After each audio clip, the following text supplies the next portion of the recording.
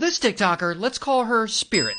One day, she's in bed and she starts seeing these creatures, and they start talking to her. Now, Spirit is 14 years old, she's a good kid, she goes to private school, she's class president, and she also makes a lot of TikToks. Mostly just dancing and lip-syncing videos. Spirit also has an older sister. Let's just call her Angel. Angel's 19, and she has cerebral palsy, and she uses a wheelchair. And when Spirit and Angel hang out, Spirit sings her songs and reads to her. They seem to be happy. But over time, Spirit's TikToks start to change. They get a little darker, kind of an emo vibe, because she's being bullied at school. She's becoming depressed. She also thinks she might be trans, but it isn't clear. And so Spirit retreats more and more into the horror movies she likes, and she starts to have dark, intrusive thoughts. And one day, Spirit has a normal day. She goes to school, she gets home, she posts a TikTok, and bedtime comes and she goes to bed and everyone in the house is asleep. And that is when she's approached by these creatures. And I don't know what to call them, so we'll just call them demons. And these demons, they start speaking to her. Now, Spirit doesn't like this. It scares her. She doesn't know what to do.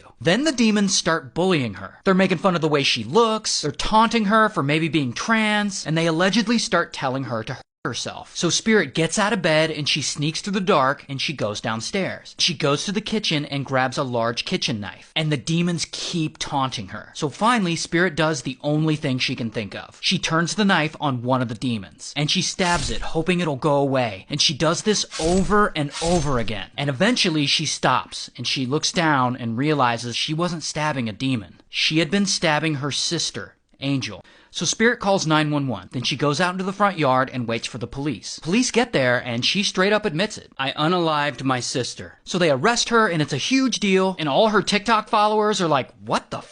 And eventually, all of this goes to trial. And at the trial, Spirit's attorney argues a version of the story I just told you. That Spirit killed Angel because Spirit was depressed, experiencing hallucinations, which I represented with pictures of demons, but who knows what the hell she was seeing. Now, the prosecuting attorney, on the other hand, they argue that's bullshit.